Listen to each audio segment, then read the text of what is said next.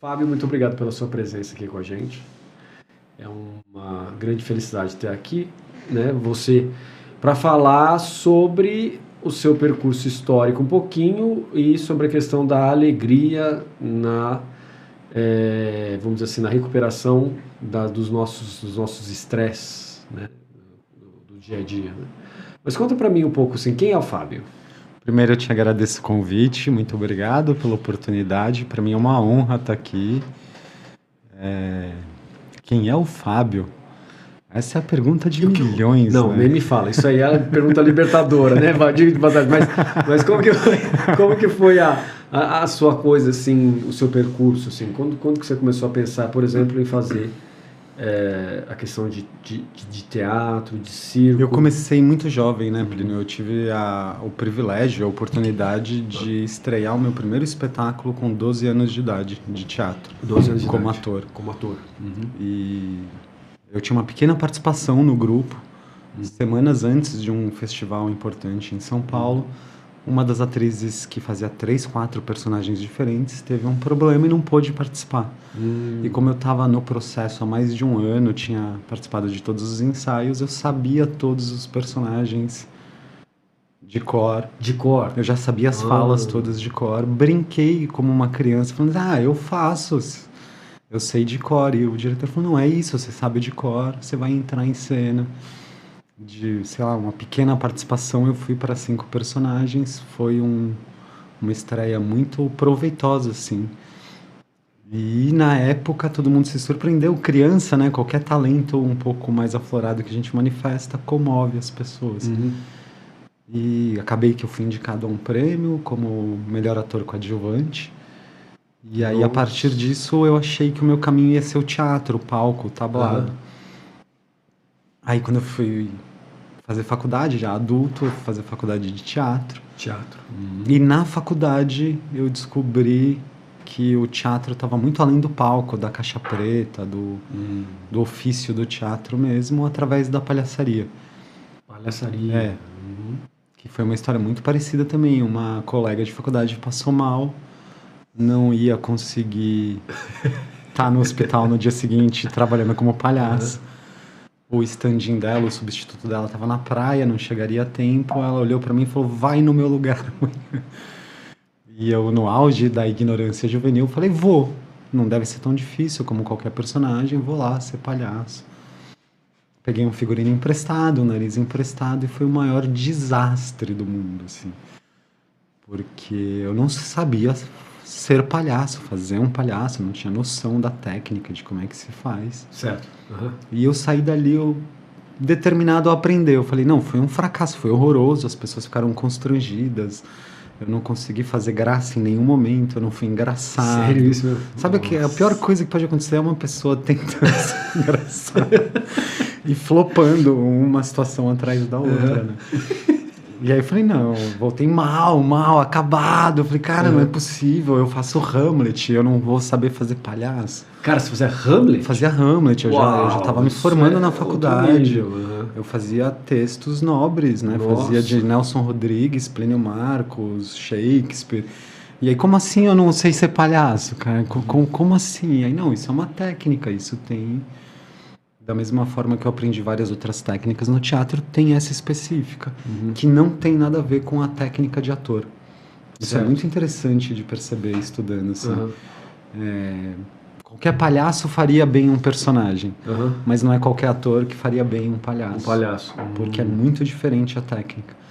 E aí eu resolvi estudar, comecei a estudar, e por mais um outro privilégio da vida, dessas coincidências, eu fiz parte da primeira turma de formação do Doutores da Alegria. Isso que eu ia te perguntar, aí que tá a conexão. Antes de haver a escola do Doutores da Alegria, antes do Wellington abrir essa oportunidade, ele já tinha pequenas turmas de formação e aprimoramento técnico para quem já trabalhava com palhaçaria. Eu caí de paraquedas numa das primeiras, acho que na primeira turma lá da escola.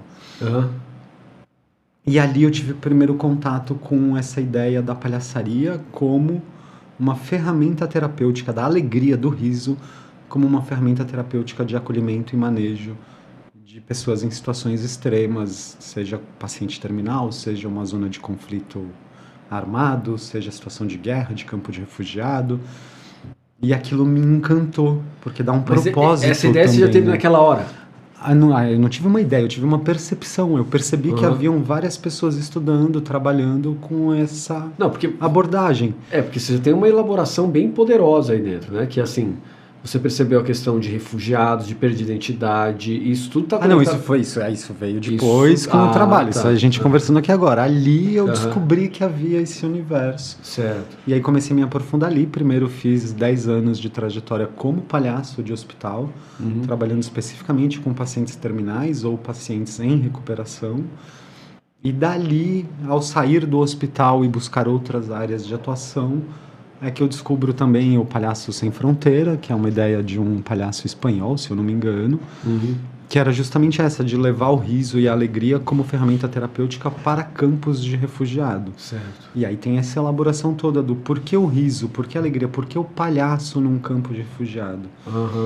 E aí entra nesse lugar que a gente estava aqui conversando momentos antes de começar, que é o refugiado, a pessoa em situação de guerra, ela perde um direito primário, que é o direito de pertença.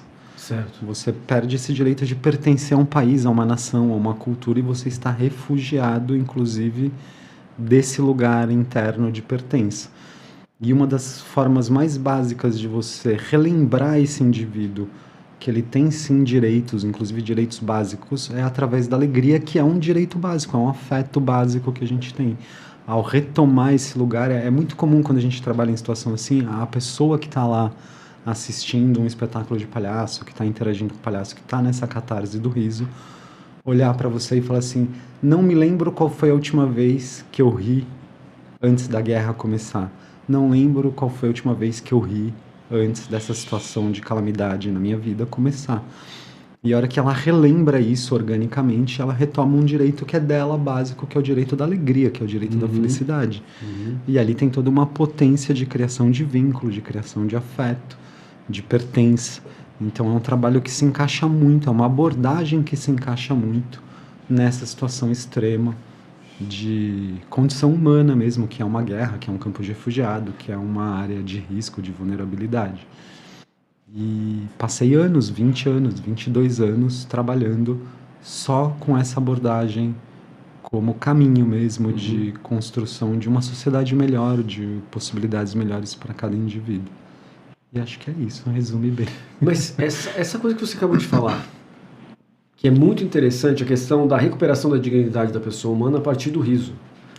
Eu vejo aí algum eco com a história do povo tibetano, que perdeu a sua terra a partir da invasão chinesa, e o Dalai Lama, com aquela alegria dele. Tem gente que fala que é deboche, eu não vejo como deboche, eu vejo ele como alguém muito alegre, e que talvez você acaba de me trazer a chave do porquê ele é alegre mesmo estando numa situação de refugiado há mais de 30 anos, ou bem mais do que 30 anos, e ele diz que ele é o refugiado mais, assim, de tempo mais extenso da história do planeta, né? E ele é alegre, entende? Isso que você acabou de falar, a pessoa recuperando a sua alegria, ela recupera o seu senso de pertença a si mesmo. A si mesmo. Ao direito de ser feliz. Então ela relembra, mesmo que seja inconsciente. E querendo ou não, né, a alegria ela é um afeto que move a gente. E ela contagia. Que é uma coisa muito legal do riso e da alegria, que ela é um afeto que ela contagia. Você traz uma pessoa em estado de alegria, daqui a pouco tá todo mundo que está em contato com essa pessoa sendo contagiado por essa alegria dessa pessoa.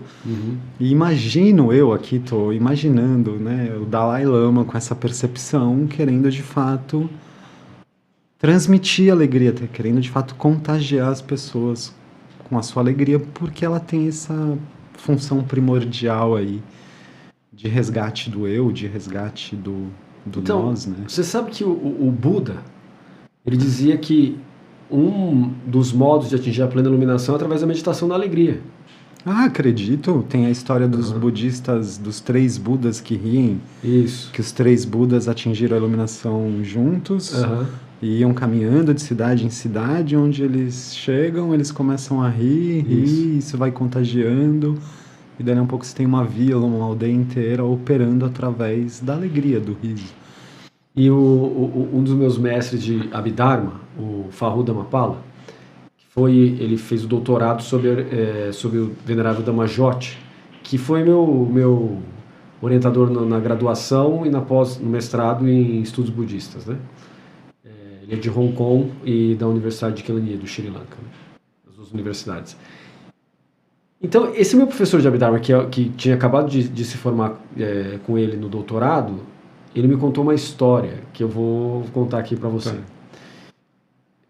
Nós estávamos conversando sobre o valor da alegria, como a gente está conversando agora.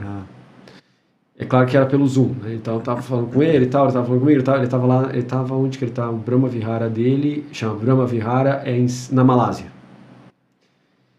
A gente estava conversando, era mais ou menos para mim era 2 horas da manhã, para ele era bem mais, era já meio que final da tarde. Ele estava conversando, que eu estava com dúvida de Abhidharma, e uma das dúvidas era: Abhidharma deixa eu só explicar para o pessoal, né? Abhidharma é aquilo que aponta para o Dharma, seria a teorização daquilo que os praticantes sentem dentro da meditação, a experiência que eles têm. É sistematizado dentro de uma lógica taxonômica, né, de categorias, etc. E eu tinha uma dúvida, eu falava, mas eu não entendo essa concepção de priti em sânscrito, né, quer dizer, alegria. Por que alegria? Porque normalmente você pensa, budismo, você pensa, tá bom, compaixão, sofrimento, causas do sofrimento, eliminação das causas do sofrimento, mas eu não penso no aspecto positivo, que é alegria. Como assim? Do que nós estamos falando? E aí ele virou para mim e falou assim, não, eu vou te falar uma coisa, essa é uma visão sua que não está muito correta sobre o budismo. Eu falei, mas Mahayana tem o Buda que sorri, o Butai, que é o gordinho que dando risada, certo? Mas o taoísmo também tem, mas o budismo Theravada é sempre uma visão ascética, cara magro, careca, não tem sobrancelha, muitas vezes. Ele falou, não, deixa eu te explicar. Aí ele me explicou que ele tem um aluno, não é daquelas histórias lá da antiguidade, mas é de agora, que foi meditar sobre alegria e levantou do chão sem as pernas tocarem o chão. Em outras palavras, nós tivemos um processo de voo, ou levitação. Levitação eu não gosto muito da palavra, mas ele estava aqui, ele começa a sentir alegria, começa a cultivar e faz assim, ó, só que na frente de todo mundo. E budista, o pessoal não sabe, mas é o cara mais cético que tem. Eles provam as coisas pelo ceticismo. Ele não acredita em nada, até ele ver. Mas a galera inteira viu e o menino fez assim, ó, e ficou 1 metro de altura no chão. E ele não percebeu. E quando ele voltou, estava todo mundo olhando para a cara dele. E ele estava meditando em alegria, então ele estava feliz. Ele falou assim, não, mas por que vocês estão olhando para mim? Aí o pessoal, cara, tu ficou 1 metro do chão. Parado no ar, como? Ele falou assim, eu não sei. Eu só estava pensando em alegria. Então a alegria levantou o cara do chão. Então, isso que você está falando agora é uma coisa louca. Por quê? Porque nós estamos falando de uma galera cética, mas cética do tipo pirrônica, entendeu? Grega. E que daí é quebrado no meio por um processo de alegria, meditação. Se você pegar, Plínio, a inserção do palhaço, que hoje pra gente é comum, a gente fala, palhaço em hospital, doutores da alegria, doutores do riso e todas as suas enormes variedades que a gente tem hoje, é uma coisa que hoje está comum. Mas há 25 anos atrás, quando eu comecei nessa brincadeira, 30 anos atrás, quando o Doutores da Alegria veio para o Brasil e tal... Você pegou a primeira onda, então? Eu não estava de caro na primeira onda, eu digo que eu peguei a segunda. O Wellington, que é o fundador do Doutores da Alegria, ele conheceu o Doutores da Alegria, a versão americana, lá nos Estados Unidos. Pat Adams. E trouxe para cá, do Pat Adams. Então, o Pat Adams foi uma das primeiras pessoas no Ocidente a surfar essa ideia. Você chegou a conhecer, conversar? Pessoalmente, 2 vezes aqui no Brasil. Aí posso também trazer essa história que é legal. O Pat Adams promove no mundo o Encontro Mundial de Palhaços em Hospital. Ele acontece na maior favela da América Latina, que é a favela, inclusive, mais colorida do mundo. Ao levar os palhaços para lá, ao trabalhar esse lugar da alegria na maior favela do mundo, atualmente você tem essa favela todinha pintada, faz parte desse projeto. Literalmente pintar as fachadas das casas de cores alegres e felizes, porque isso traz mais dignidade para quem mora na maior favela do mundo. Isso é só tipo um respingo do trabalho que fica lá o resto do ano e que é muito visível e concreto. Mas quando a gente foi, que era o que eu ia trazer aqui de assunto, quando a gente foi inserir o palhaço no hospital, o primeiro movimento de resistência que vem é justamente das pessoas mais céticas, cientistas, que é o do médico. Exato. Que é o do cirurgião, que é o da equipe toda técnica do hospital, que olhava e falou, não, lugar de palhaço é no circo. Aqui é lugar de gente doente. Certo. E ali ainda tem a coisa do deboche, você falou do deboche do Dalai Lama. O deboche ele é uma estratégia muito inteligente de humor e de lidar com questões que são difíceis. Então, justamente para também desconstruir esse lugar do médico como detentor do saber, como detentor das verdades absolutas, é que a gente vai de palhaço médico. Você vai de médico para o hospital, você está literalmente trabalhando uma medicina num hospital que é a medicina do riso, que é a risoterapia. Pois é. E isso incomodava muito as pessoas mais céticas. Isso, no começo, era um lugar de embate, assim, este não é um lugar onde vocês têm que estar. Aqui não é um lugar para ser engraçado, aqui não é um lugar para ver as pessoas rirem. E a mesma coisa quando a gente vai para situações mais extremas, que é a situação de morte, de paciente terminal. A princípio, parece que não faz muita conexão, né? Você levar um palhaço para um leito de morte, você levar a palhaçaria para um lugar de conflito armado, de conflito urbano, de guerra civil ou guerra militar. Porque ali falta tudo, né? Não falta só a alegria. Nesses lugares está faltando tudo. Mas o resgate desse tudo, o primeiro pontapé que mais ecoa é pela alegria, porque ele é um afeto que move todo mundo. E eu acho muito divertido observar como o ser humano tem dificuldade de lidar com coisas que parecem que são contraditórias, como é a alegria, por exemplo. Uma tragédia, as pessoas ainda estão no luto. O luto a gente associa a uma coisa muito triste. E é triste, é de fato triste. Sem dúvida. Em muitas culturas, principalmente. Mas é possível, sim, você manejar o trauma que gerou esse luto, é possível você manejar a forma de sofrer esse luto, como viver esse luto, através do afeto da alegria. Parece que ele é contraditório, mas ele funciona, assim. Eu me lembro de, por exemplo, incêndio da Boate Kiss, que foi uma das grandes tragédias no Brasil. Muita gente morreu da noite para o dia, numa cidade pequena, todo mundo se conhece, estava todo mundo impactado e traumatizado pela situação.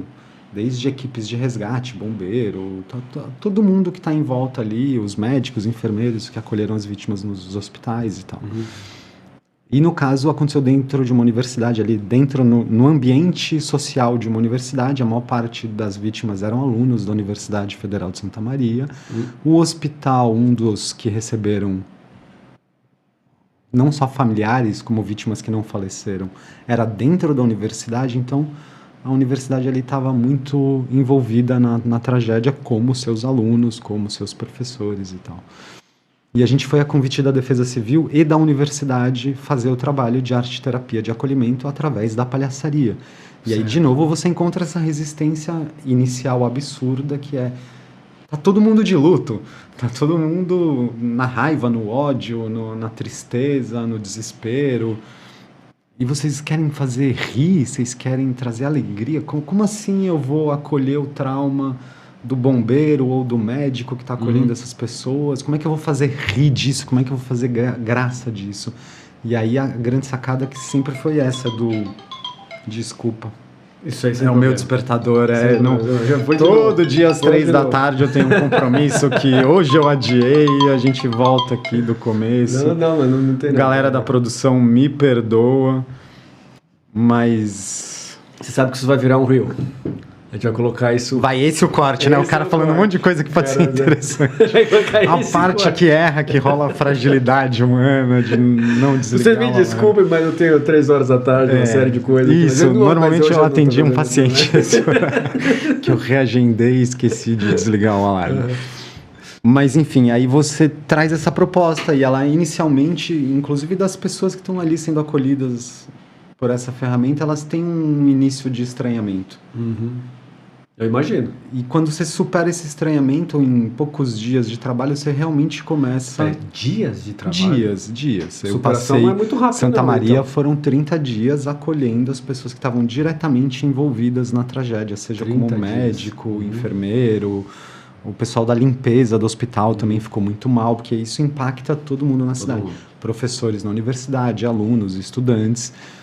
E a gente fez uma proposta de grupo mesmo, de reunir essas pessoas em grupo, em seus devidos lugares, e trabalhar a palhaçaria, trabalhar o ato de rir, não da tragédia, não, mas da nossa própria dor, do nosso próprio lugar frágil de humano que sofre. E isso diminui a dor. Não vou dizer que cura luto, que tem uma força milagre. Não é o lugar do milagre. Mas é esse lugar do resgatar o que é primordial no inconsciente humano, que é o direito da alegria, mesmo frente a uma tragédia, mesmo frente a uma perturbação, mesmo frente a um desastre. Você falou muito interessante. Sem negar o sofrimento, né? Sem negar o sofrimento. Isso, não, isso sem negar a dor, porque é doído. É doído. Mas eu posso elaborar essa dor de uma forma mais bem-humorada, de uma forma mais risível da minha condição de ser humano que dói. E aí, isso, como você disse, não é um processo milagroso, mas é um processo natural, vamos dizer assim, psicológico, emotivo, que a pessoa vai trabalhando e que ele acontece quase que num segundo plano de como a gente está aqui trabalhando. A gente começa trabalhando do trauma em si, da onde dói mesmo, e aos poucos o próprio grupo com esse distanciamento, porque o palhaço ele traz um distanciamento, né? O humor traz um distanciamento. Tem uma das definições de humor que é: o humor é a tragédia com um pouco mais de distância. Ou seja, se eu tenho distanciamento emocional da tragédia em si, eu consigo rir daquilo. Então. Exemplo, a senhorinha atravessando uma rua, escorrega na casca de banana e cai. Se a senhorinha é minha avó e eu tenho proximidade emocional com ela, eu vou me compadecer, eu vou socorrer. Se eu não conheço essa senhorinha, eu vou rir. Porque eu tenho distanciamento emocional, ela não me representa nada, não tem vínculo afetivo nenhum comigo. Esse distanciamento é que faz com que a fragilidade do outro seja risível e não um motivo de compaixão ou de empatia, vamos solidariedade, empatia. Certo. E também isso se dá a nós mesmos. Quando eu crio um certo distanciamento do meu sofrimento, eu consigo rir do sofrimento e acolher o que é dolorido. A dor é real, o sofrimento é uma ilusão que a gente está ali potencializando essa dor. Certo, é uma samarupa, uma projeção. Isso, né? Isso. Quando eu rio da projeção, quando eu identifico que é uma projeção e crio o distanciamento dela, eu vou rir disso. Porque é ridículo. É ridículo, é humanamente ridículo. Entendi. E aí isso vai te ajudando a elaborar o trauma de uma forma que... O trauma ou o luto de uma forma que não alimente o sofrimento, que não cultive esse sofrimento, que não valide o luto pelo sofrimento. Certo. E aí isso é chamado de terapia do riso. Só que isso acontece como uma sessão de psicanálise, uma sessão de psicologia. Psicanálise que você fez, inclusive, né? Que eu estou atendendo atualmente, que eu me formei atualmente.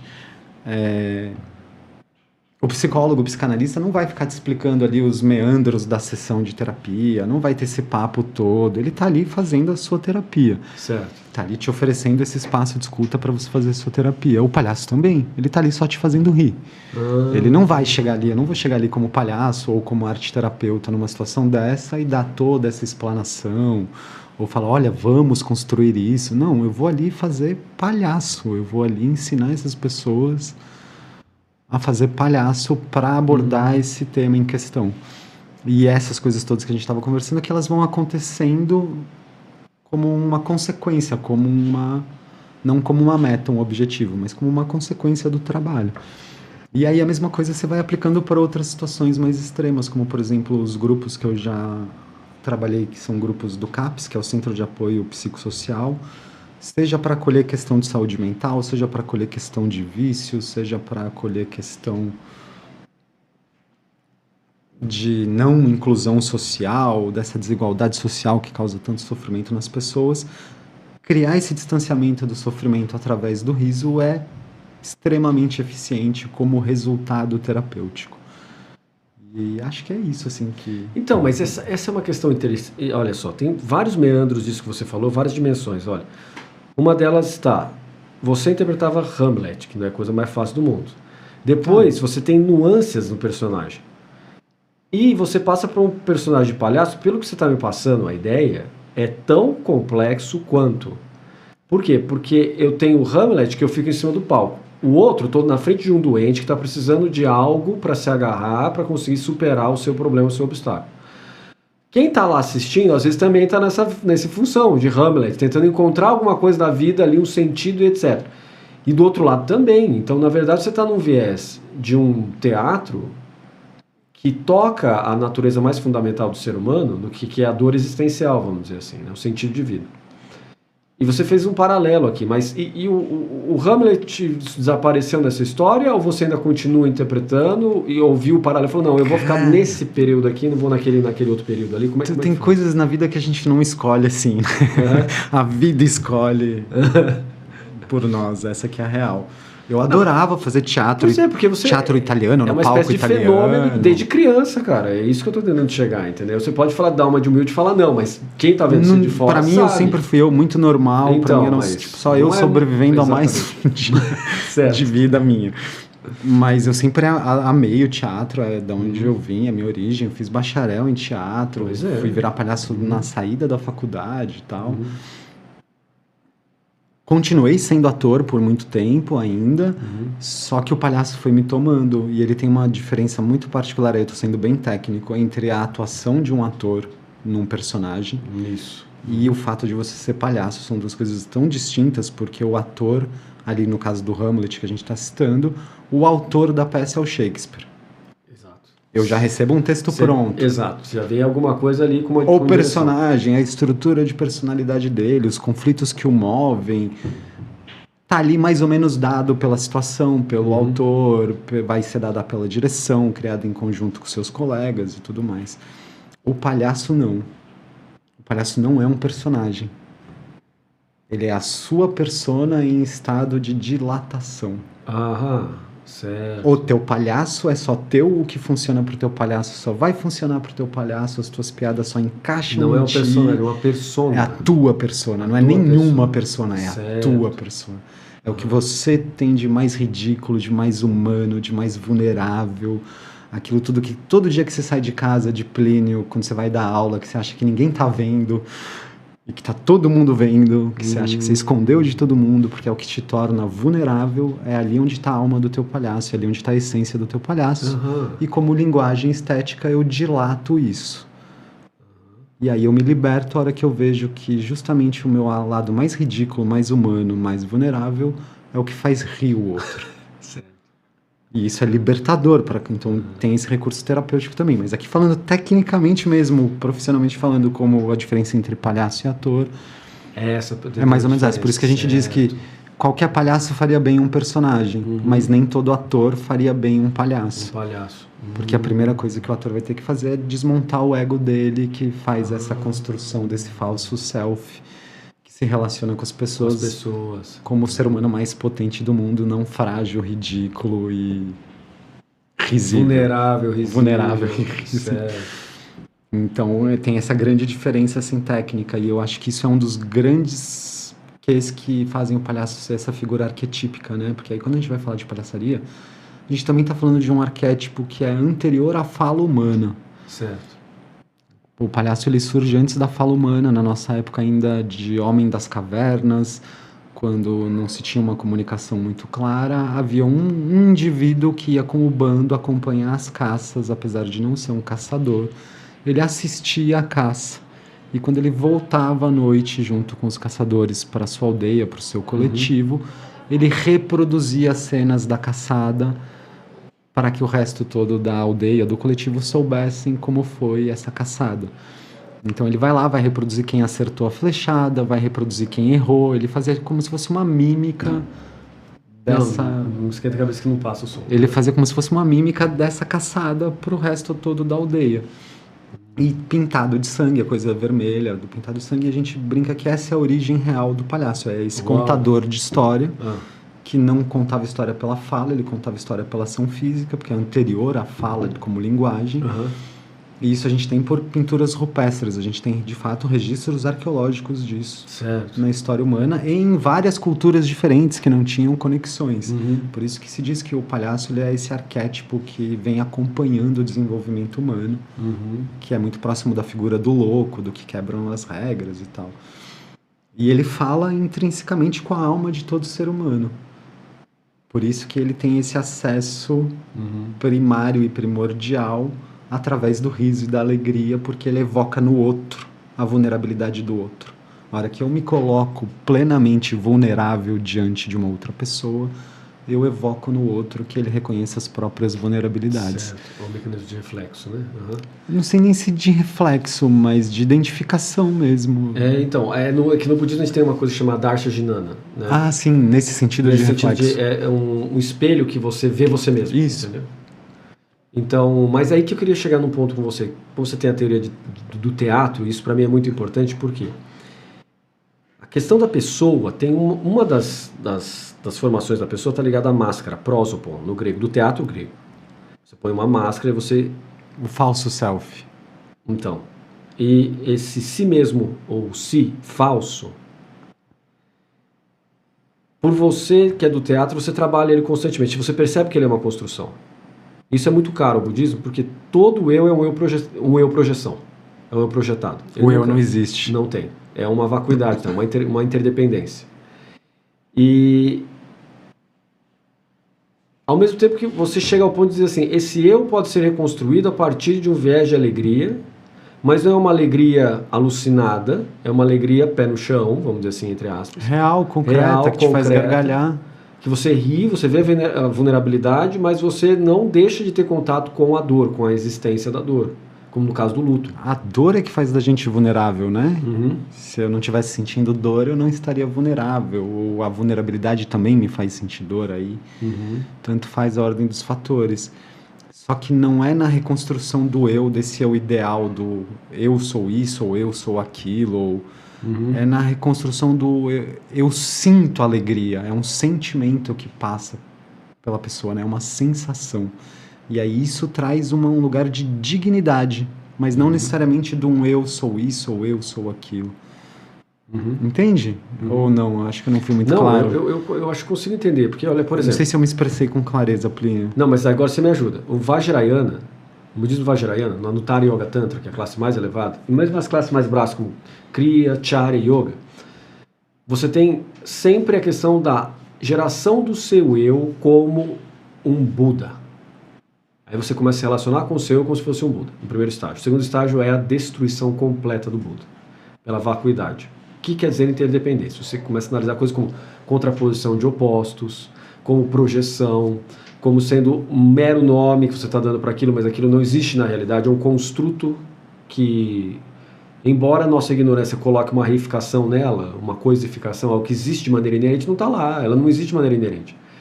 Essa quebra do eu leva à plena iluminação, ao pleno amadurecimento cognitivo e assim por diante. E você toca nesses aspectos quando você fala da questão do palhaço, da questão do teatro, da questão da mútua determinação entre luto e vida, entre alegria e tristeza, né? Existe uma mútua determinação que acaba indo para o lado do taoísmo, da composição yin-yang, né? E só que o que eu percebo assim é que quando você fala, você está falando de uma perspectiva não teórica. Você está falando de uma perspectiva muito mais de experiência assim, empírica, né, da coisa, da lide da coisa. É como se fosse eu falando de um pão, enquanto um padeiro falando de alguém que põe a mão e faz o pão, entendeu?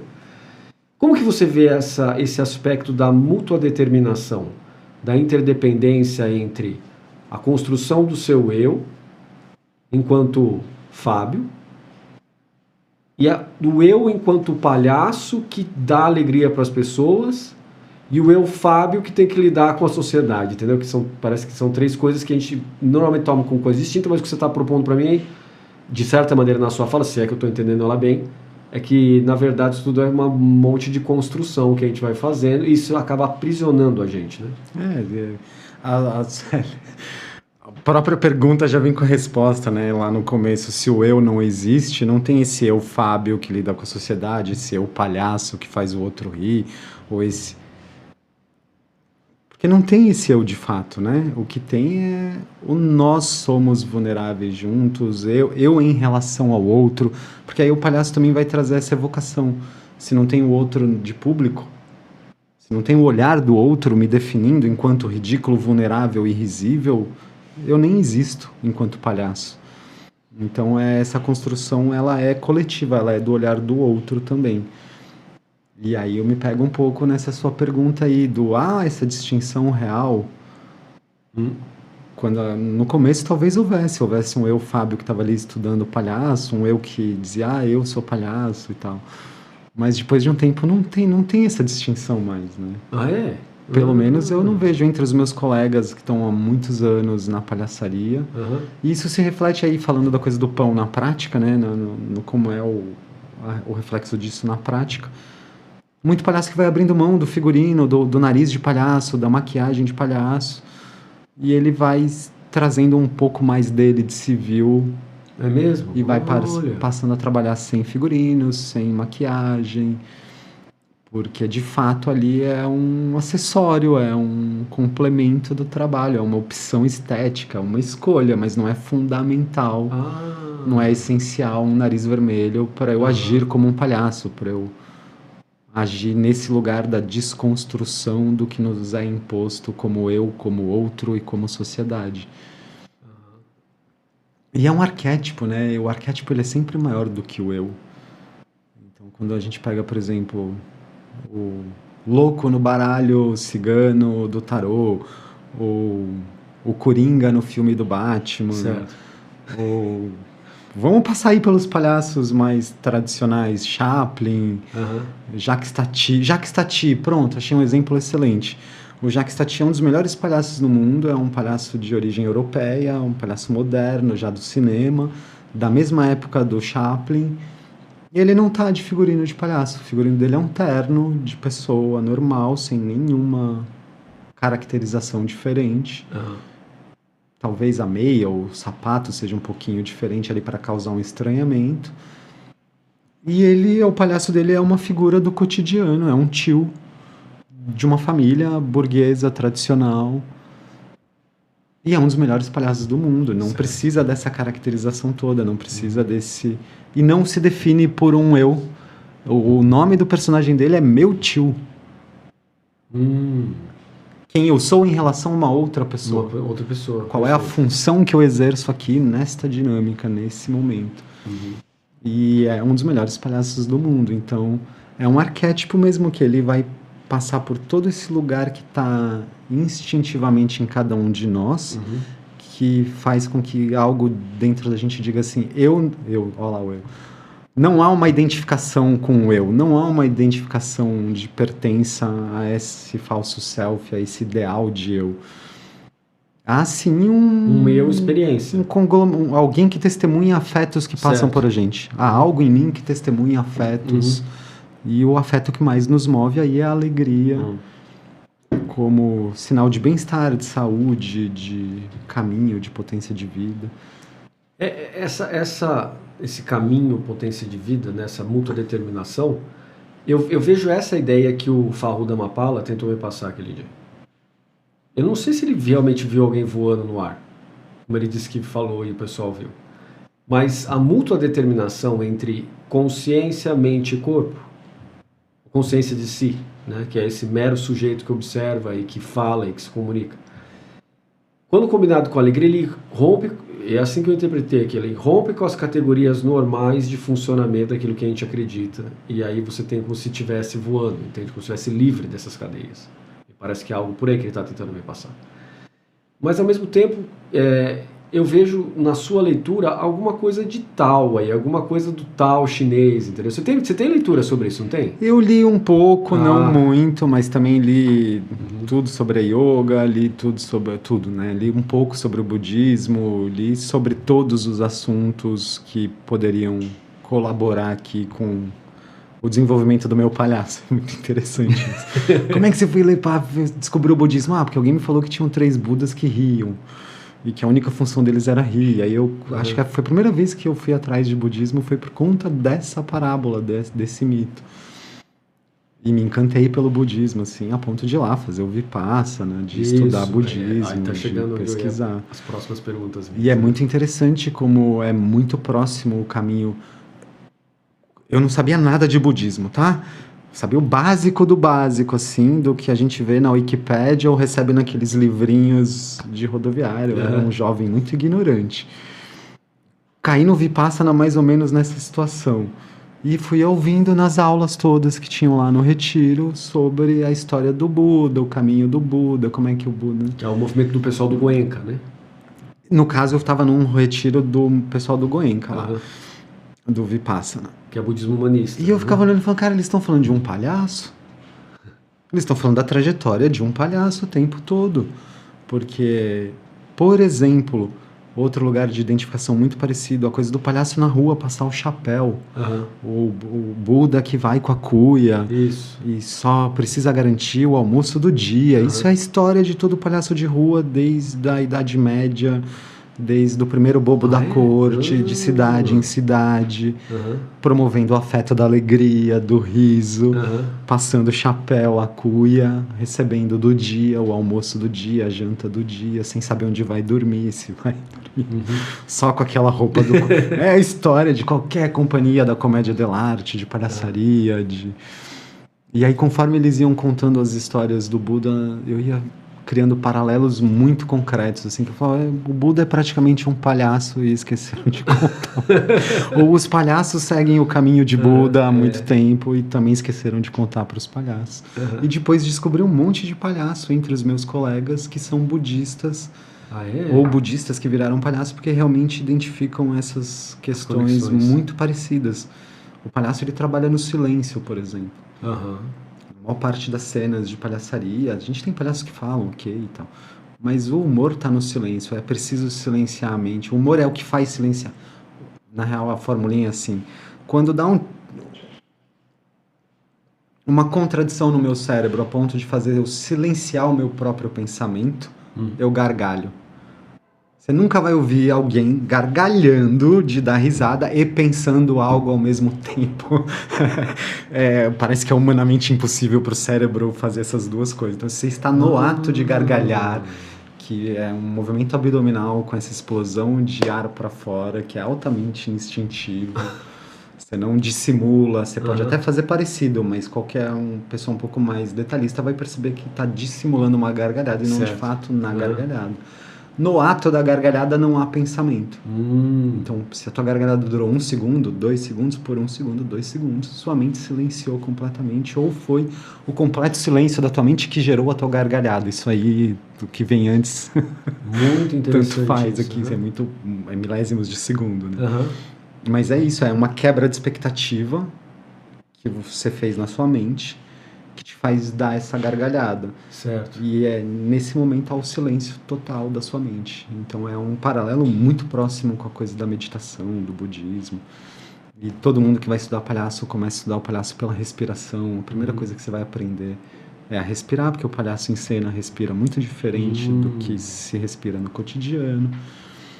O palhaço só existe no aqui e agora, ele não tem passado e não tem futuro. Certo. Não tem nada mais meditativo do que só existir no aqui e agora. Então, diferente de um personagem que tem um passado e que vai ter um futuro depois e tal, o palhaço só existe no aqui e agora. E aí você vai traçando esses paralelos, você percebe que é um ofício muito parecido com o budismo, ou o budismo tanto faz aqui. A questão da momentaneidade, né? Tem até um termo técnico, Kshana, que é a Kshana, né? Kshana, que é uma momentânea, o aqui e agora, né? Da impermanência.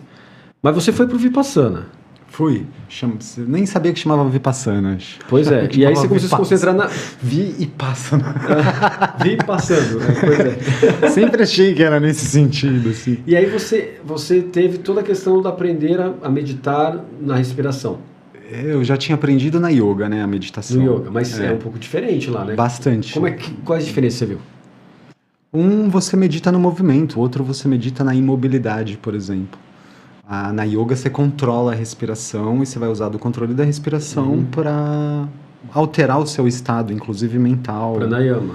Na meditação não, você só vai observar a respiração, sem controlar, sem observar o estado que vier, o estado que vem. Que eu aceito, a aceitação total. E para mim essas foram as primeiras diferenças que eu percebi, assim. Fora todas as outras, né? Como meditar no movimento é uma, meditar na imobilidade é outra. A ausência de movimento. Acho que por aí fora. E você já praticou yoga, Plínio? Olha, vamos dizer assim, eu nasci numa espécie de yoga chinesa, né? Porque basicamente comecei a treinar com meu pai em Kung Fu desde Kung criança. E depois eu passei pro Shaolin, mas a origem minha também é Shaolin, porque é Yongchen, ou Wing Chun. E aí comecei a treinar isso. Depois eu passei para treinar Shaolin do Norte.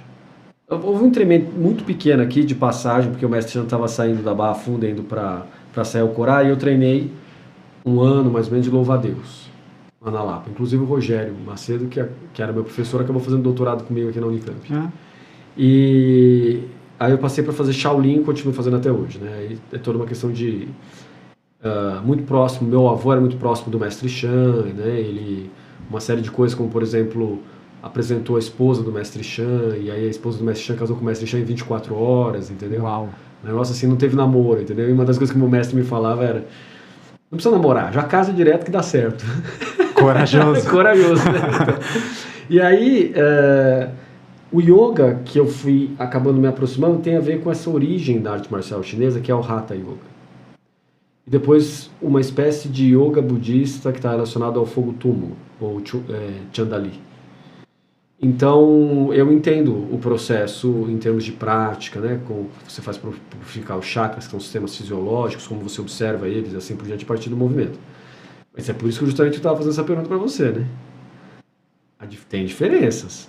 O Vipassana do Goenka, eu acho que é um dos métodos, sem dúvida, transformativos, mas ele é duro, ele é difícil de fazer, porque você tem que ficar imóvel. E a gente não recomendo. Não recomendo, assim. Eu acho que eu nunca falei publicamente sobre o Vipassana, assim, nunca emiti a minha opinião, ele mas é duro, cara. No particular, todas as pessoas que vêm me perguntar, eu falo, não recomendo.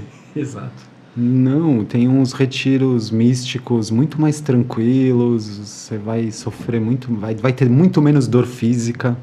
Exatamente. Porque, para mim, tem uma questão que eu não tenho nenhuma resposta a respeito disso, tá? Tô falando aqui bem como leigo, bem chucro mesmo no assunto, que é a meditação e a yoga. Para mim, você está meditando no que é mais instintivo humano, está rompendo uma coisa que é instintivo humano, que é o instinto de movimento. Movimento, isso. Quando você está com sono, quando você está com fome e quando você está com dor física. E aí eu entendo o princípio. Se eu rompo a minha pulsão instintiva humana de me movimentar quando dói, de me movimentar quando dá sono e de me movimentar quando dá fome, eu rompi a reatividade. Perfeito. Isso para mim ficou muito claro. Se eu estiver em estado meditativo, observando a minha respiração, eu rompi a reatividade. Muito bacana, mas que preço caro, hein? Nem me fala. É o preço literalmente da fome, da dor e da privação de sono. Da dor, da privação de sono, segurar o sono, ele vem, se segura e fala, cara, o que está acontecendo aqui? Praticamente é assim que se tortura uma pessoa em lugares de tortura. Vamos ser bem sinceros. Eu chego para a pessoa e falo, olha, eu vou te privar de sono, de alimento... e vou te causar uma dor física constante e você não pode se mexer. E é pior ainda, quem está fazendo isso contigo é você mesmo. É você mesmo. Porque não vai ter ninguém ali fiscalizando se você se mexeu, não tem uma punição. Mas você literalmente rompe ali depois de alguns dias dessa prática. Algumas pessoas vão demorar uma vida, outras, sei lá, um mês, cada um aí no seu tempo. Mas aos poucos você vai rompendo justamente a pulsão de movimento. E a yoga para mim sempre foi o contrário. Sempre foi a arte marcial chinesa também. Meditar no movimento. Meditar em movimento. A arte marcial budista chinesa de passagem. Meditar no confronto com o outro. Porque, no imóvel é fácil. Na real, dói, mas é muito mais fácil do que meditar no confronto. Eu quero ver eu manter o meu estado de meditação aqui quando eu me confronto com a realidade dura, com o luto, com a dor, com uma doença, com um embate físico, por exemplo, que é a questão da luta. Então eu acho que tem essas grandes diferenças assim de caminho, mas os dois caminhos são uma delícia, são muito divertidos. Isso é interessante a gente ver como a gente reage a isso, né? A perspectiva, por exemplo, mais individualista, que é essa meditação mais imóvel, é chamado dentro dos textos clássicos como Hinayana, porque você está pensando só em você mesmo. E o Mahayana, é isso que você acabou de falar, é quando eu entro em contato com o outro, contato com o mundo e assim por diante. Os dois têm validade. Mas o Mahayana gosta de pegar no pé do pessoal do Hinayana, falando assim, isso é Hinayana, vocês estão perdendo o bonde. E o Hinayana diz assim, não, quem está aprendendo bonde é vocês, vocês têm que perceber primeiro vocês para chegar no outro. Mas eu acho que os dois têm uma certa validade, né? E o Vajrayana, ele rompe com tudo isso e fala assim, o negócio é o seguinte, vai viver e transforma o apego em caminho, que é mais fácil, entendeu? O Vajrayana vai transforma o apego em caminho. Transforma o apego em caminho. Ou apegue-se ao caminho. O apego no final, ele é desmontado a partir da vacuidade do eu, mas o processo, você tem que ir para o lado do movimento, não para a imobilidade, você vai para o lado do movimento. Você tem vontade de beber? Parece o Lin Chi falando em chinês, né? O mestre de uma das escolas do budismo Tian ou Zen. Está com sono, dorme. Está com fome, come. Entendeu? Está querendo meditar? Anda. Entende? Por que ele fala isso? Justamente essa percepção que eu e você temos, entende? Que você vai ficar imóvel? Dá muita dor, entendeu? Não é justo isso que me constitui como ser humano? Eu tenho uma pulsão de desejo provocada por uma ausência e eu me movo em direção aqui. É isso que nos constitui como sociedade, como ser humano atualmente, mas a gente não pode virar refém disso também, né? Se eu vou me mexer toda vez que dói, se eu vou... Você vai ter um problema de eu nem me percebo. Eu nem me percebo enquanto ser humano que tem uma opção de não seguir ali naquele momento aquela pulsão, aquele... Então, você sabe que o Kung Fu de Shaolin, ele tem isso, né? Pelo menos o antigo, né? Depois teve uma reconstrução, a partir da década de 80 para frente, começa uma reconstrução dele, porque a evolução chinesa acabou exterminando, né? O Kung Fu, né? Ficou muito pouco, só ficou os sistemas que apoiaram o regime do Mao, Mao Tse Tung, no regime do Mao com L, do Mao com O. Não, claro. E aí, depois é que eles se ligaram, inclusive foi com o Jet Li, que fez aquele filme Templo de Shaolin, que eles olha, tem um movimento de turismo que a gente pode se aproveitar. Daí começa toda uma reconstrução. Mas sobreviveu para fora da China os sistemas, e um deles é o Pei Pai Shaolin Chuan, falando em mandarim, né? Ou Pak Siu Lung, né? em cantonês. E aí você tem assim um movimento que é assim, você começa com muito movimento, e à medida que você vai envelhecendo dentro do sistema, você vai se aquietando, porque está no movimento do tal, da natureza. Você está mais velho, você não consegue fazer tanto movimento quando você tinha 16 anos. Quando você está com 60, comparado a 40, você vai ter que ficar mais quieto. Não pode parar totalmente, porque a água parada morre, mas você está em movimento. Então é um sistema que começa com muito chute, muito movimento, e ele vai se aquietando. No final é que você entra na meditação sentada, porque você já passou por tudo aquilo, seu corpo também nem quer ficar se movendo, entendeu? Chega uma hora que não aguenta não mais. Quer, não, deixa eu ficar quietinho, protesto, para de se mexer tanto assim, entendeu? Então, é um sistema que acompanha o tal do tempo. E me estranhou muito, cara, quando eu fui no meio do budismo, a galera já assim nova, vipassana, let's go, entendeu? Vambora, aquele pessoal falando em inglês ainda, eu falava, cara, tô acostumado com chinês, a galera falando em inglês, o que está acontecendo aqui? Segura, pense na respiração, observa a sua mente. Eu quero levantar e quero fazer coisas, meu Deus, tenho que ficar aqui parado. Não, mas justamente isso você precisa observar, e daqui a pouco vem as dores, né?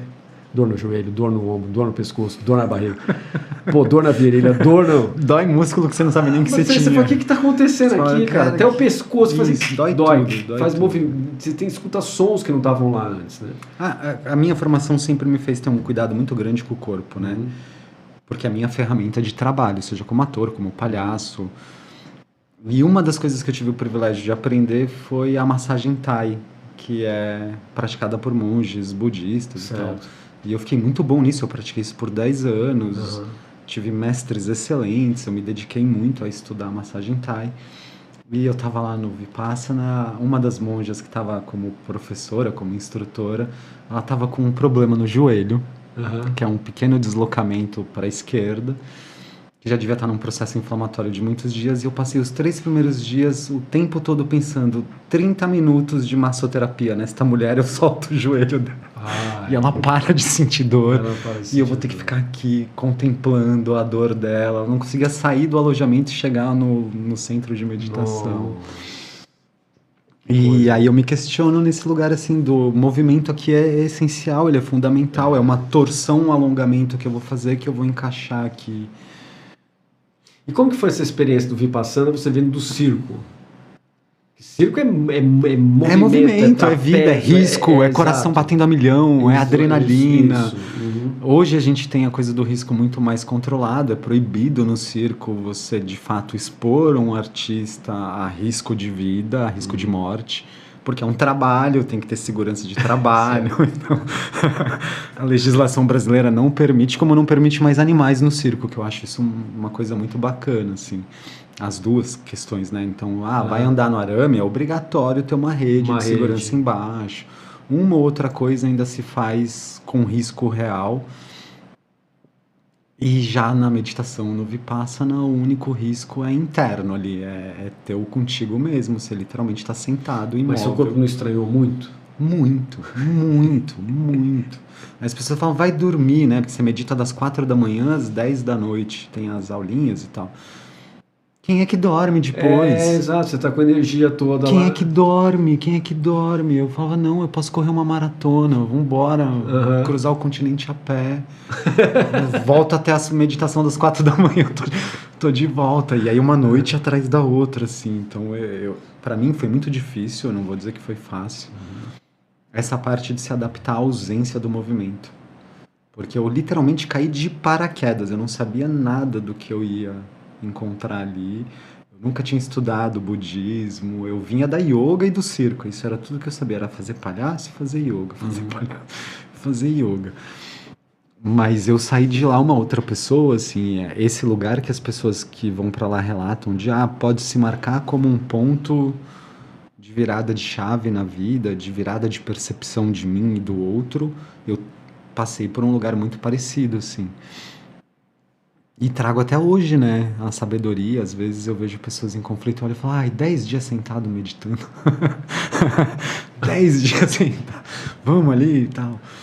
Mas não recomendo mesmo, assim, porque é fisicamente muito puxado. Muito puxado, né? Eu falei brincando aqui, mas é literalmente uma tortura, privação de sono, de fome e de movimento. Só que é uma experiência também que eu recomendo, que eu acho que todo mundo devia... Uma experiência reveladora. Gostaria que todo mundo vivesse. Então. Vai lá se torturar por 10 dias e depois você vem me contar como é que foi pra você. A gente compara aqui as experiências. E eu achei muito interessante lá também que eu vivi uma coisa... Eu sou muito curioso, né? E aí tem toda uma mística do... e se eu desistir no meio? Como é que acontece? O que acontece? Não sei o quê... E eu, numa das conversas que eu tive lá com a monja, eu me interessei por essa parte, assim, do... O que é que vocês estão falando para quem está indo embora? Que eles chamam lá a pessoa por uma conversa em particular, quando a pessoa vai embora no meio do caminho. E aí ela me trouxe uma coisa muito interessante, que ela falou assim, 5 motivos fazem uma pessoa ir embora do Vipassana. E aí eu só vou falar para a pessoa, qual dos 5 motivos que você...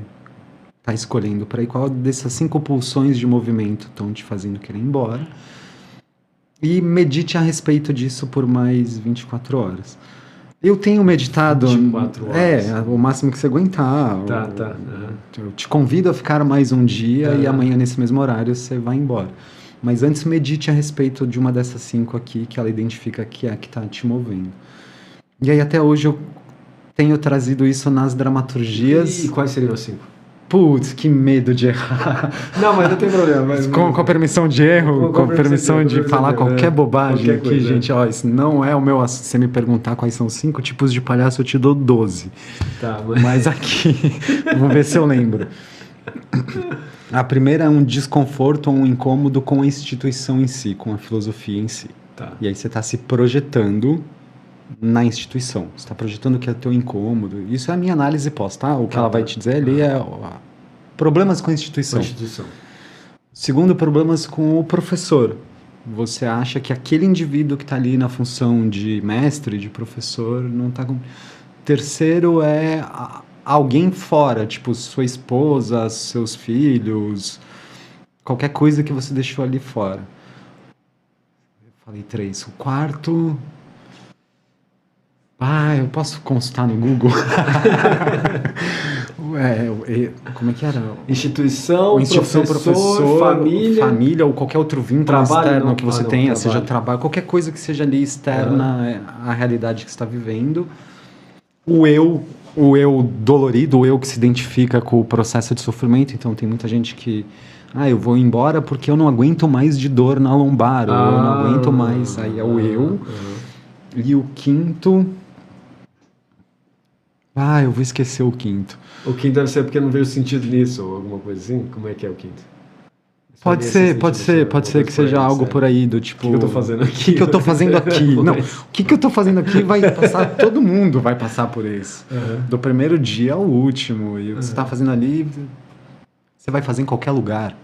Porque ali também foi esse lugar que ficou muito concreto pra mim, essa percepção. Onde quer que você vá e o que quer que você esteja fazendo, ali você tá. Então, tipo, tanto faz se você tá no Vipassana, se você tá na sua casa, no seu trabalho, você vai fazer exatamente o que você sabe fazer, o que você tá condicionado a fazer, o que você vai repetir de processo. A menos que você crie qualquer caminho desses que são pela religião, pela meditação, pela fé, pela arte, de romper um condicionamento. Mas se der fome, você vai se mexer. Se der sono, você vai dormir. Se der dor, você vai buscar o alívio da dor. E como é que ficou a questão de você fumar? Como que foi? Eu larguei, eu sabia disso antes. Eu me preparei. Você se preparou. Gente, ó, primeiro eu não sou parâmetro pra nada e referência pra nada, tá? Eu tô só aqui batendo papo mesmo. Mas eu não sabia de nada do que eu ia encontrar lá. Eu não estudei, eu não quis pegar referência, eu não quis ver vídeo, nada. A única coisa que me falaram é, você não pode fumar. E na época eu fumava um maço de Marlboro por dia. Marlboro. E aí eu falei, não, cara, eu quero que isso aqui vai me impedir de viver uma experiência ali de jeito nenhum. Então eu me preparei nesse sentido. Eu larguei 6 meses antes. 6 meses de preparação, cara? Me preparei 6 meses. Aí eu fiz yoga 6 meses, 3 vezes por dia. Qual escola que você fez? Eu fiz... Não, yoga eu tava ali praticando com a minha vizinha, que era professora de yoga, que topou entrar no desafio, me convidou e tal. Eu fiz prática com ela. Entendi. Mas yoga, escola de yoga eu passei numas tantas aqui em São Paulo. Então, do The Rose ao Hatha Yoga. E eu falei, não, eu preciso preparar o meu corpo para aguentar ficar em estado imóvel por horas e horas, por dias e dias seguidos. E aí eu me preparei nesses 2 lugares, assim. Eu tô analisado porque eu tô analisado nervoso, né? É desesperador. Aí você tá lá vivendo, o que eu tô fazendo aqui? Aí você fala, não, mas eu me preparei 6 meses. Eu larguei o cigarro, fiz yoga todo dia. Eu saio daqui iluminado ou eu não saio daqui.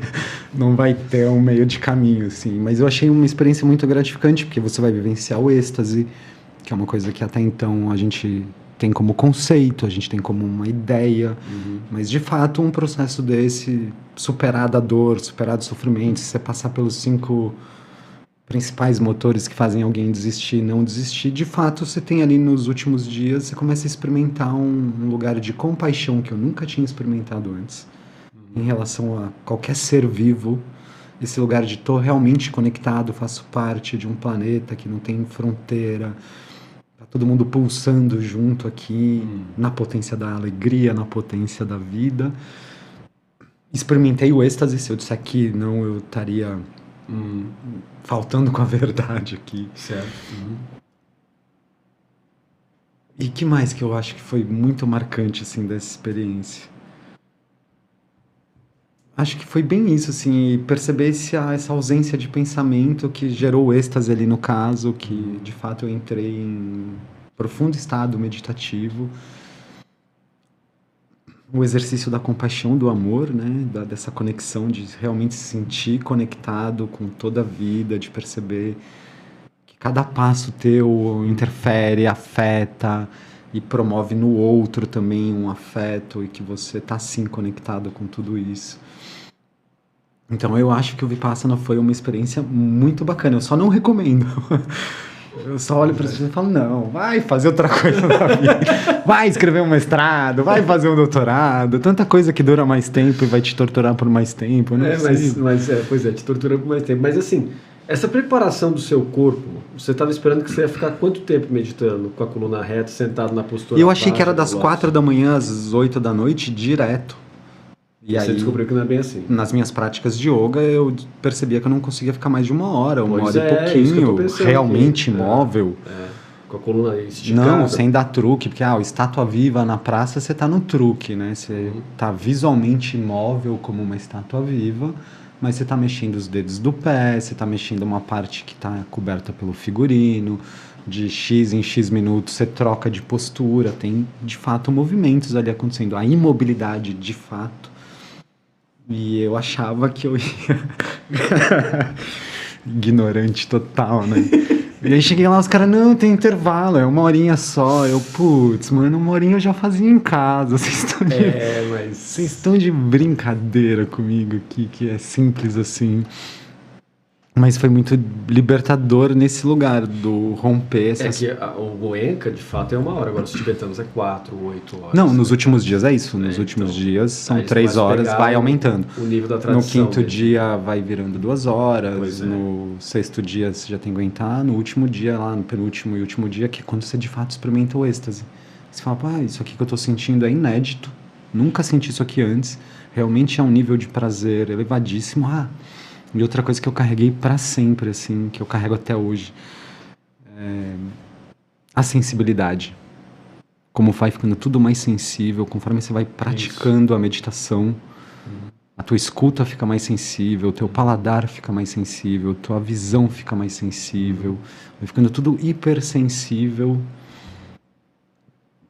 de perceber mesmo o mundo, né? Não só os 5 sentidos, mas a coisa da sentir as emoções com mais sutileza, perceber que há vários tipos de medo, há vários tipos de alegria, há vários tipos de afetos que a gente normalmente sintetiza como um único afeto. E aí isso foi ficando mais aprimorado na minha percepção, assim. Então, eu acho que esses foram os principais pontos. Eu nunca falei do Vipassana. Primeira vez que eu tô falando. Eu sempre olhava pra você e falava, não fala nada, vai lá, te vira, vai sofrer. Te vira, se sobreviver daqui a 10 dias, você me conta como foi. Tem nada que eu possa te falar que você não vai lá viver pessoalmente, né, experimentar.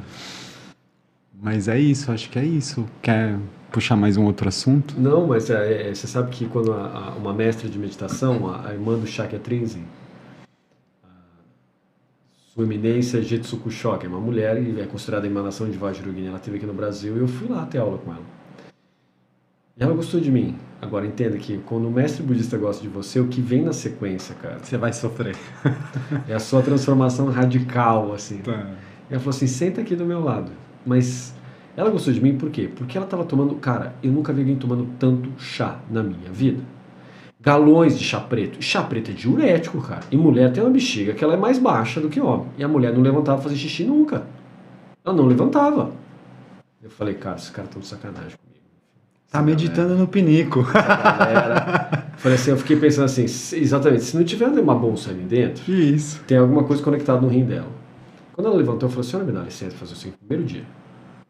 Ela, você foi lá? Falei assim, eu posso mexer na sua roupa? Porque eu vi você tomando água e chá durante 12 horas e você não levantou uma vez do trono pra ir no banheiro. Na hora do almoço eu fiquei com ela, que ela falou, senta aqui, fica aqui comigo meditando. A galera foi almoçar, eu fiquei lá junto com ela. Eu falei, por que ela tá encanada comigo desse jeito? Então agora eu vou encanar com ela também, entendeu? E aí, eu mexi na roupa dela, não tem nada. E ela dava risada. Mas dava risada de deboche, tipo assim, vai, ó. Aí eu falei, posso olhar o trono? E foi lá no mosteiro de Cabriúva, do Lama Rinchen, que é um monastério Shakyapa. Cabriúva tem outro templo, a DNKT, mas não é disso que eu tô falando. Tô falando do monastério dos Sáquias, né? Aí eu levantei e desmontei o trono dele inteiro, cara. Que eu sou um cara cético. Que abusado, né? Abusado total. Eu falei, posso? Ele falou, faz. Ele super gente boa, Lama Rinchen, né? E aí eu desmontei, remontei e falei, cara, o que tu vendo aqui? Aí no outro dia ela olhou, ela sentou no trono e falou, senta aqui do meu lado. Eu falei, sento, né? Linha dura, Shaolin, vai! Cara, minhas costas queimavam de um tanto, cara. E ela viu que eu comecei a dar uma roubadinha pra cá, roubadinha pra lá, e ela virou e falou assim, se você se mexer, você levanta e vai embora da minha aula, porque eu não quero gente assim aqui. Uma galera tava dormindo, mas Plínio, você vai até lá, passa por isso tudo pra roubar, cara? Então, pra dar uma roubadinha, cara, se liga, meu irmão. Cara, tinha uma galera que tava dormindo assim, ó. E outra galera com as pernas esticadas e tal, mas ela encasquetou comigo. Também encasquetei com ela. Então você vê já tinha a conexão. Fiscalizado, entendeu? Até então, aí ela... rim da mulher. Pô, cara, aí ela senta aí, não se mexe.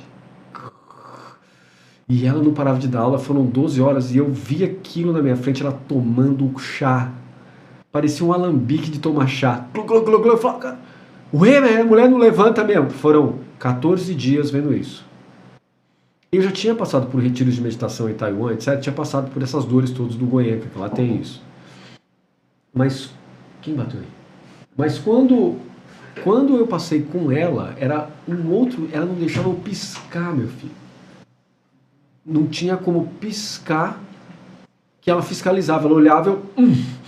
A dor, cara, a dor. Só que, no final, houve uma alguma coisa aconteceu que o meu corpo ficou super flexível. Mas eu tô falando flexível Van Damme. Espacato, tal, tudo. Eu falei, mas o que está acontecendo aqui? E os Kempos, os que são chamados os Geshe, os doutores, começaram a sorrir para mim e falaram assim, aí, você viu só? Agora você tá, gente, aqui junto com a gente. Eu falei, cara, vocês têm essa flexibilidade absurda aqui? Os caras, claro, e me mostraram, assim, tinha um abrindo espacato e tal. Vocês não têm treino, como? Ele falou, então você tá vendo por você mesmo. Alguma coisa ocorre. Só que aquilo que você falou, é muita dor, cara, pra chegar lá. Entende? É que eu fui marrento, mas... É isso, não recomendo. Teimosia, e você passa metade do tempo pensando por que eu tô fazendo. Exatamente. Entendeu? Não vai dar resultado, porque parece que não vai dar resultado. Exato. Você acha que isso não vai dar em nada. Você vai sair ali no 10º dia, no 20º dia, no 40º dia, exatamente como você entrou, que dirá esse nível de alteração interna e externa no corpo. O êxtase vem, mas o que segue na sequência dele, que aí no Vipassana não teve, porque talvez o tempo curto, o corpo solta, e é a coisa mais estranha do mundo. Só que depois você não vai treinando a mesma intensidade, aí ele volta, vai ficando mais durinho, e fica duro de novo. Igual a mente, né? Isso. Você liberta a mente ali, quando você volta, você se reinsere no seu cotidiano. Ela vai voltando. Se você não mantiver a prática cotidiana o tempo todo.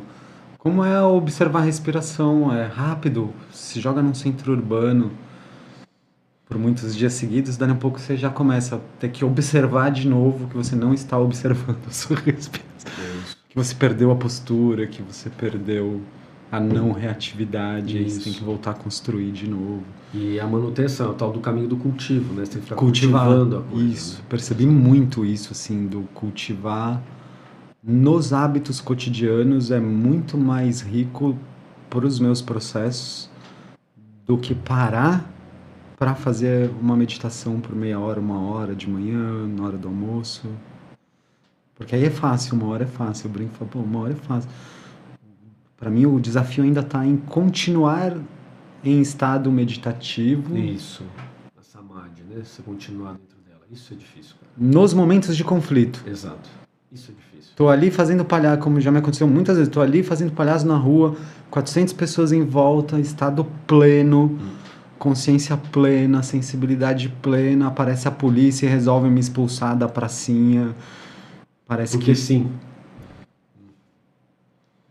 Por puro exercício ditatorial. Da autoridade, porque sim. Pois é, isso é machuca, hein? Nossa. E eu tô aqui inflamando 500 pessoas, rindo com 500 pessoas, vocês são só 4 policinha, olhando pra minha cara e dizendo, aqui você não vai ser palhaço porque eu não quero.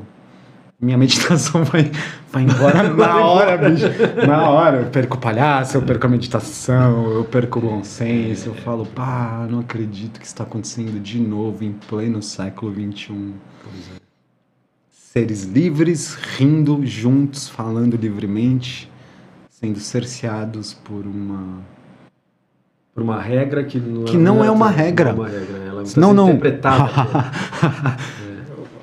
A gente não veio pra vida de brincadeira. E quando era uma regra, eu falei, então vamos mudar a regra. Certo. E aí nos juntamos, os artistas circenses de São Paulo, achamos uma representatividade, criamos uma lei que chama Lei do Artista de Rua.